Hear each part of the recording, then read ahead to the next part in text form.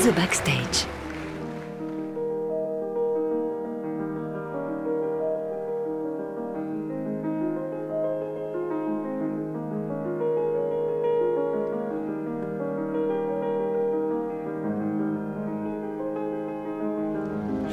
Bienvenue à la Grange de Melay. La Grange de Melay, c'est à quelques kilomètres de Tours, en Touraine. C'est un lieu mythique, c'est un lieu que Sviatoslav Richter a découvert en 1964 et il a décidé de créer un festival. Nous fêterons d'ailleurs les 50 ans en 2014. Voici d'ailleurs Sviatoslav Richter. Sa présence est toujours là, parmi nous, dans ce cadre magnifique de la Grange de Melay. Vous voyez, c'est une ferme fortifiée, c'est une grange du XIVe siècle et c'est une grange entourée d'arbres absolument magnifiques.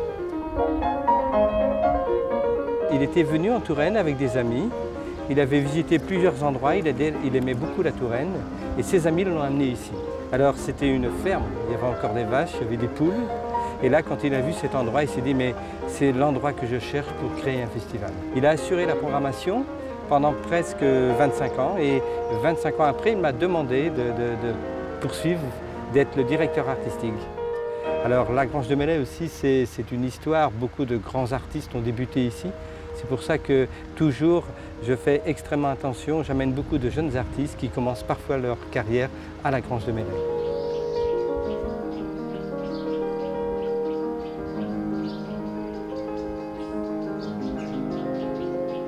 Vous avez cette porte absolument magnifique et puis vous allez découvrir cet étang où vous avez des poules, vous avez des oies et puis vous allez découvrir cette beauté absolue, cette Grange de Melay.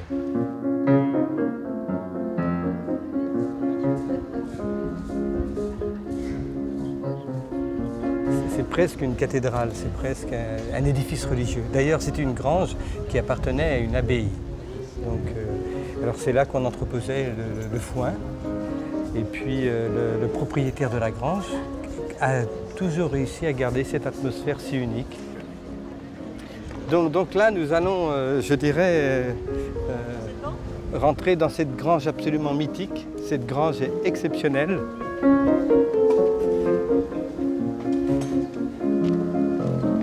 Alors le public rentre par cette porte, mais c'est souvent par cette petite porte que rentrent les artistes.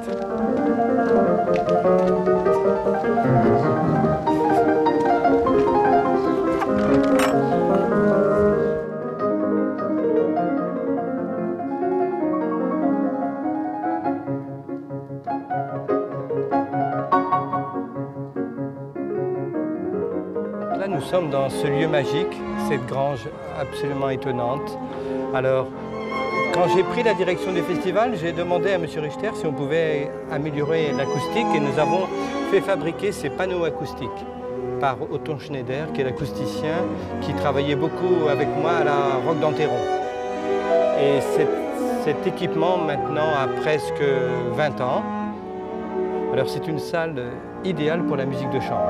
L'acoustique est une acoustique sévère, ce n'est pas une acoustique confortable, mais je dirais elle est compensée par cette magie, par cette atmosphère unique. Et tous les artistes, quand ils rentrent, ils appréhendent un peu en se disant mais l'acoustique elle est un peu difficile et tout d'un coup, quand le public est là, il y a une magie qui est tout à fait étonnante. Et là, on comprend pourquoi Richter avait choisi ce lieu-là. Tous les grands pianistes viennent régulièrement, qui signent Boris Berezovsky, Lugansky. Nous avions également Brigitte Angerer là, sur ce week-end. Il y a Michel d'Alberto, beaucoup de violonistes, beaucoup de musique de chambre, des trios, des quatuors avec piano. Parce que Richter était un très grand amateur de musique de chambre. Parfois, on peut avoir des orchestres. Et cette année, nous avons par exemple donné l'intégrale des concertos pour piano de Beethoven. Nous pouvons donner aussi des concertos de Mozart, des concertos de Bach aussi, mais nous ne pouvons pas accueillir des orchestres de 100 musiciens. Donc généralement, on s'arrête à la période romantique, Chopin, Schumann et tous les concertos qui sont écrits avant cette période. Je crois beaucoup à la puissance d'un lieu. La musique, c'est un peu l'âme. Et je crois aussi que ça amène des publics différents. C'est vrai que quand on peut venir passer un week-end à la Grange de Melay, dans cette nature absolument sublime, évidemment, ce n'est pas une salle de concert dans une grande capitale. C'est différent.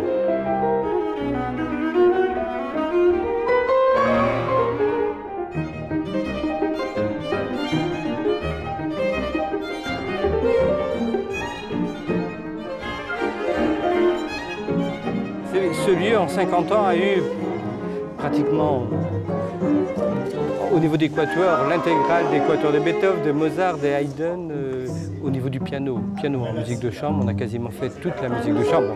Il y a des œuvres, évidemment, des œuvres qui sont plus, comment dirais-je, moins connues. Mais j'essaye toujours de présenter aussi des œuvres très rares, parce que Richter était extrêmement curieux.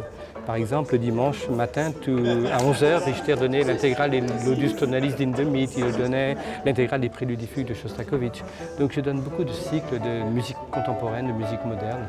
Évidemment que je prolonge un peu l'esprit de Richter, parce que, vous savez, il était extrêmement curieux, extrêmement ouvert aux compositeurs contemporains. Il était ami de Prokofiev, il était ami de Shostakovich. Donc,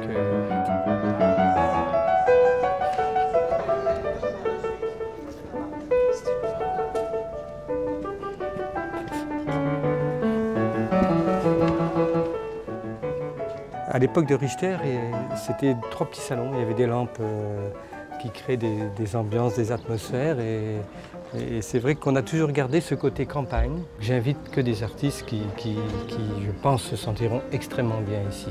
Et c'est vrai que quand j'invite un artiste et qu'il apprend que c'est le festival de Richter, vous savez, Richter, c'est un artiste mythique. Donc pour lui, c'est déjà c'est un moment étonnant d'être ici. Donc, s'il accepte, c'est que vraiment il veut prolonger un peu le talent de Richter ou prolonger la grandeur de Richter. Donc il y a toujours des très très belles complicités ici.